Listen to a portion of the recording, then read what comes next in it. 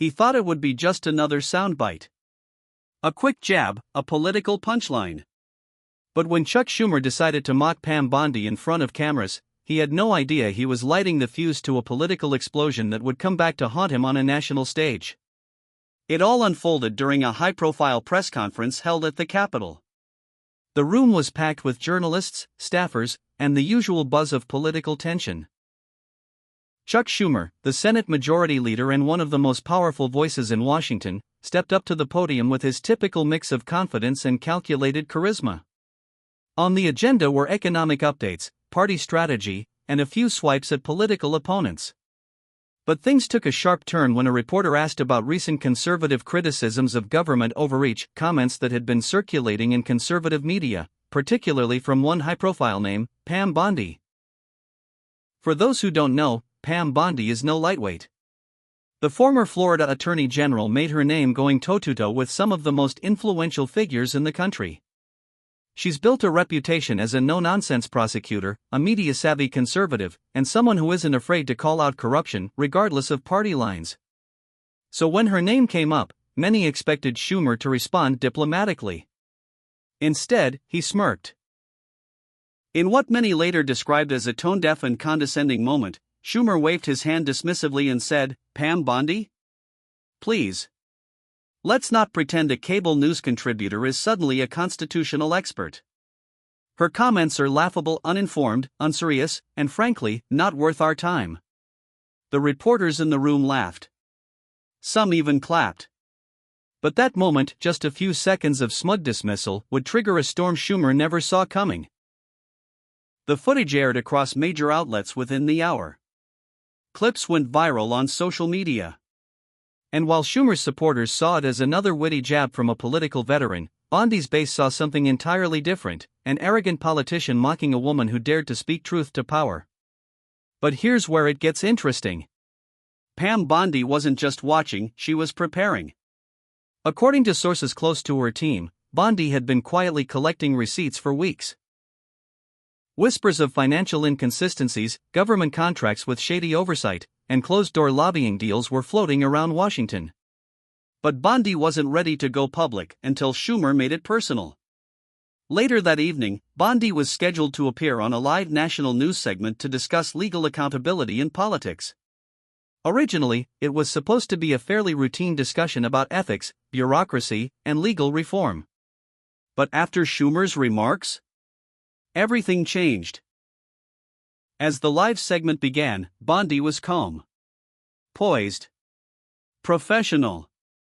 But viewers noticed something different in her tone, something sharp, focused, like a lioness who had just been challenged on her own turf.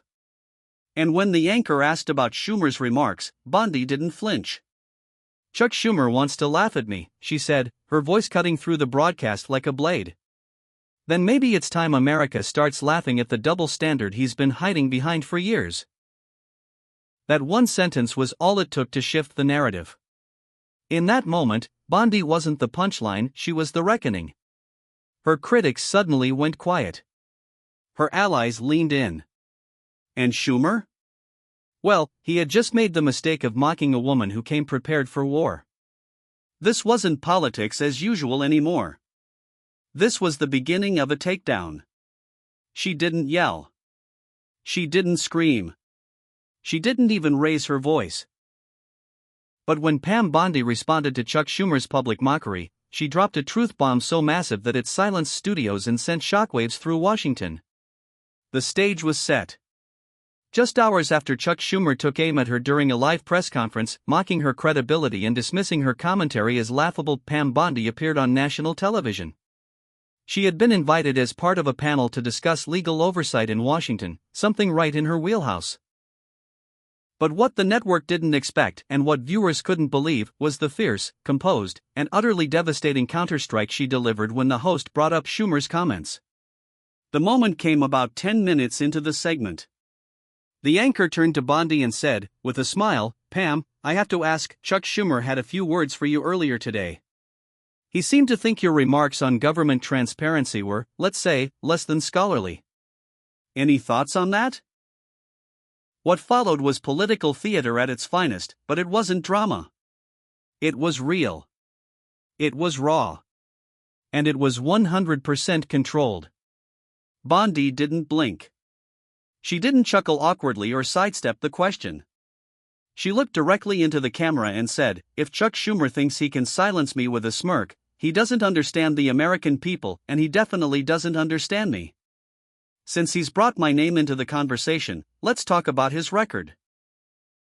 And just like that, the tone shifted. She launched into what can only be described as a mini indictment, fully backed with facts, timelines, and specifics. Her voice remained calm, but her words were like daggers. She began by addressing the irony of Schumer calling her uninformed. "This is a man," she said, "who stood behind a bill that shielded lobbyists from transparency requirements. A man who's been in power for decades, and yet somehow, every time a scandal breaks in D.C., his name is conveniently just out of reach." Then she pivoted. "What Chuck Schumer didn't tell the public is that I've been working with legal watchdog groups for the last 6 months. We've compiled reports and documents on how taxpayer dollars have been funneled into bloated programs with zero oversight. And guess which senator's office approved the funding requests without a single audit?" You could hear the collective gasp on social media. Bondi wasn't speculating. She wasn't throwing out vague accusations. She had names, dates, and details. She referenced a specific infrastructure project in upstate New York approved with Schumer's endorsement that mysteriously doubled in budget with no explanation. She pointed to lobbying records showing massive contributions to PACs affiliated with Schumer, all times suspiciously close to key legislative decisions. "I'm not saying Chuck Schumer broke the law," she added with razor-sharp delivery. "I'm saying he's been playing the system so long, he forgot that some of us are still watching." And just when it seemed like she was wrapping up, Bondi pulled out what many are now calling the moment that changed everything. "I've submitted the documentation to the proper federal authorities. This isn't just a TV moment. This is a matter of public trust. I'm not here to play political games, I'm here to protect the American people from those who think they're untouchable." That sentence echoed across every major social platform within minutes. The clip of her response went viral. Not just with conservatives, but with independents, centrists, and even some progressives who were tired of the DC double standard. Within hours, hashtags like #BondiDropsFacts and #SchumerExposed were trending nationwide. And the biggest takeaway? Bondi didn't just clap back. She came with receipts, played it straight, and dismantled Schumer's mockery with surgical precision. While Schumer had tried to laugh her off, Bondi turned his joke into a full-blown scandal, one that wouldn't just go away with a press release. This was no longer about politics. It was about truth. And the gloves were officially off. Just when you thought Pam Bondi was finished, she dropped the hammer. On live television, in front of millions, she exposed a political web so tangled and so specific, it didn't just embarrass Chuck Schumer, it may have lit the fuse for a much deeper investigation. Up until this point, Pam Bondi's response to Schumer's mockery had already become the talk of the political world. Her calm, fact-packed takedown had silenced critics, energized her base, and shifted the conversation from petty jabs to serious allegations. But if you thought that was the climax, you were wrong. What came next wasn't a clapback. It was a bombshell. After citing multiple shady financial patterns and government mismanagement linked to Schumer-backed projects, Bondi looked squarely into the camera and said something that stunned even the anchor: "This isn't speculation. This isn't rumor. This is documented. This is real. And now, it's in the hands of federal investigators." "Wait, what?" The host sat back in surprise. "Did you just say you've submitted this to federal authorities?" Bondi nodded, confidently. "Weeks ago. Quietly. Professionally. The documents were sent to 2 oversight committees and the DOJ. And I have full confidence they'll follow where the evidence leads." The studio fell silent. What had started as a segment about government ethics had now turned into a developing national scandal, with Schumer suddenly at the center of the storm. And Bondi wasn't done. She started naming names. Not of elected officials. but of lobbyists, consulting firms, and super PACs that had funneled millions in dark money into Schumer-aligned efforts. These were organizations the average American had never heard of, but Bondi knew exactly how they operated.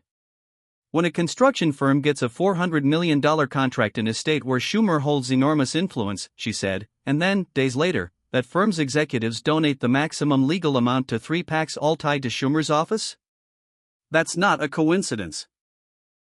That's a pattern. She displayed a chart aired live on the screen mapping financial flows between donors, PACs, legislation, and Schumer's key committee assignments.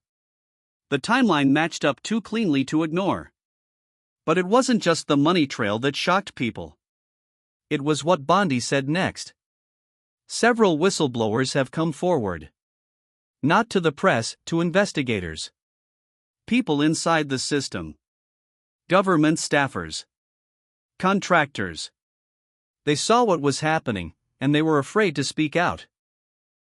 Until now. She didn't show their faces. She didn't release names. But she referenced signed statements, testimony, and even internal memos. What started as Chuck Schumer taking a dig at a conservative legal expert had now evolved into a legitimate political crisis, possibly even a criminal one. Social media lit up instantly. Some called it the biggest political cell phone of the year. Schumer mocks Bondi, Bondi exposes Schumer. News outlets began scrambling to verify Bondi's claims. Some found existing reports of the very contracts she mentioned.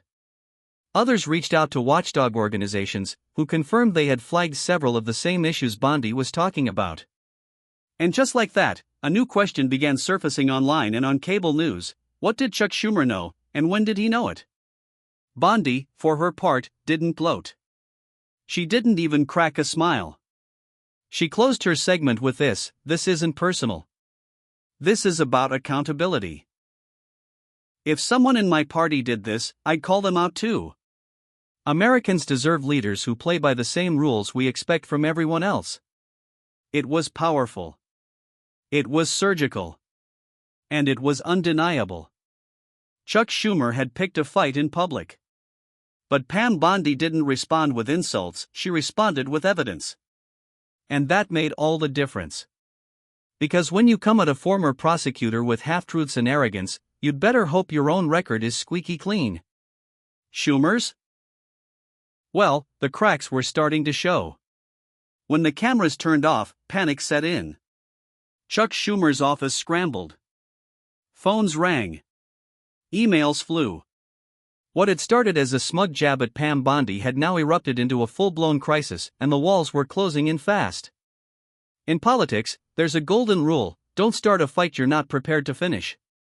And unfortunately for Chuck Schumer, it looked like he'd broken that rule in spectacular fashion. Within hours of Pam Bondi's explosive TV appearance, the fallout began. Schumer's team, usually quick to clap back at criticism, went uncharacteristically silent. No sharp tweet. No press conference. No staffer rushing to cable news to do damage control. It was as if the air had been sucked out of the room, and that silence spoke volumes. But behind the scenes? It was chaos. According to insiders, Schumer's communications team was blindsided. They hadn't expected Bondi to hit back so hard, and certainly not with hard evidence, whistleblower accounts, and what she claimed were formal submissions to federal investigators. Staffers were pulling internal records, digging through donation logs, and trying to figure out exactly how much of Bondi's claims could be proven or worse already known to investigators. One senior aide was reportedly heard saying, "This isn't just a PR problem. This could turn into something we can't walk away from." By the next morning, major media outlets had picked up the story. Conservative channels were running the Bondi segment on repeat, but even traditionally liberal-leaning networks had to cover the unfolding scandal.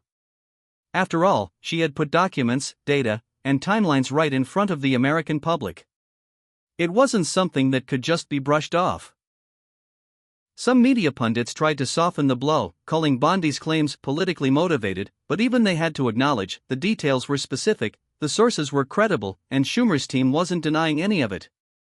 And then came the pressure from within Schumer's own party.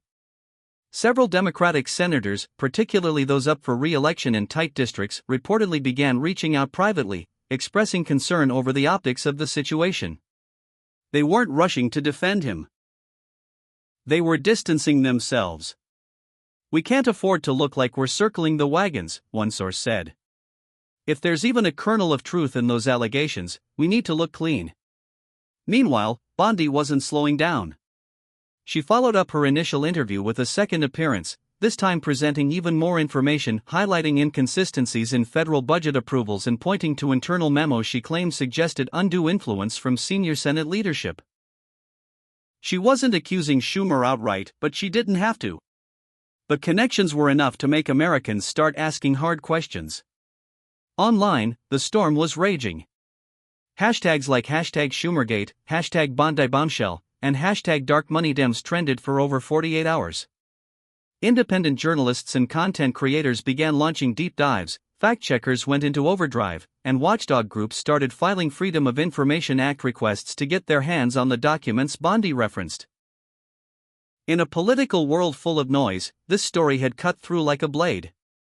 Faced with mounting pressure, Schumer's office finally released a statement, brief, defensive, and lacking the usual bravado. "The claims made by Ms. Bondi are categorically false and intended to distract from the real work being done on behalf of the American people. We will not engage in political theater." But for many, the damage was already done. The absence of a strong, detailed rebuttal was telling. And inside the Beltway, the whispers had already started: if Bondi has more, this could get ugly. Political analysts began discussing worst-case scenarios, from Senate Ethics Committee reviews to campaign finance audits. Schumer's longtime allies in the media and on the Hill? They weren't calling this a hit job anymore. They were calling it a serious situation. In just 48 hours, the narrative had flipped completely. Chuck Schumer went from mocking Pam Bondi to watching his political empire tremble. And the worst part? She still hadn't played all her cards. The court of public opinion had heard enough. And for once, it wasn't partisan. What Pam Bondi had revealed wasn't just a political clapback, it was a national wake-up call. And Chuck Schumer? He was no longer laughing. In the 72 hours following Bondi's takedown, something rare happened in American politics. The people paid attention, and they remembered. This wasn't just a 24-hour news cycle moment. Bondi's words had struck a nerve. Not just because they were bold, but because they were believable. Because they sounded like something the average American had suspected for years, that powerful people in Washington, like Chuck Schumer, weren't playing by the same rules. Viewers across the country, regardless of party, were glued to their screens. Millions had watched the original segment. Millions more caught the viral clips, breakdowns, and reaction videos flooding YouTube and TikTok. For a brief moment, one truth united the left, right, and center: Washington was being exposed, and Bondi lit the fuse. And then came the final blow. At the end of her follow-up interview, one that drew record ratings, Pam Bondi dropped a line that stopped viewers cold. "If the Senate won't investigate this, then the American people should. And if Chuck Schumer wants transparency, I'm ready to testify under oath anytime, anywhere." That sentence hit harder than anything she had said before. Bondi wasn't just making claims. She was calling for formal accountability and putting herself on the line to do it. No hiding behind lawyers. No walking back statements. Just a simple, powerful challenge. Schumer's response? Nothing. Not a word. Not a press conference. Not even a tweet. And that silence spoke louder than any speech. Over the next week, independent watchdog groups began publishing their own reports, verifying parts of Bondi's claims. At least 2 investigative journalists announced deep dives into the financial trail surrounding Schumer's key donors. And petitions began circulating online demanding Senate oversight hearings into congressional financial ties and lobbying relationships. The wave had grown. And it wasn't stopping. Political cartoons, TikTok explainers, YouTube commentary, and even late-night comedy shows picked up the story. But this time, the joke wasn't on Bondi. It was on Schumer. Polls showed his approval ratings dipping among independents, while Bondi's favorability among conservative and even moderate voters surged. Pundits began wondering aloud, was this just a moment, or the beginning of a movement? And behind closed doors, Democrats began whispering something that would have been unthinkable just days earlier: maybe it's time for new leadership. Pam Bondi hadn't just defended herself, she had flipped the script. Turned a dismissive insult into a national investigation. And proved that sometimes, the loudest voice in the room isn't the most powerful, it's the one that comes armed with truth. What started as a joke turned into one of the most embarrassing moments of Chuck Schumer's career. But what do you think? Was Pam Bondi right to expose what she did, or was this just political theater with perfect timing? Comment your thoughts below. Do you think Schumer will survive this politically? Or are we witnessing the fall of a Senate giant? Backhand index pointing right. Don't forget to like, subscribe, and hit the bell icon so you never miss any moments like this, because in a world where politicians try to control the narrative, we bring you the truth, raw and unfiltered.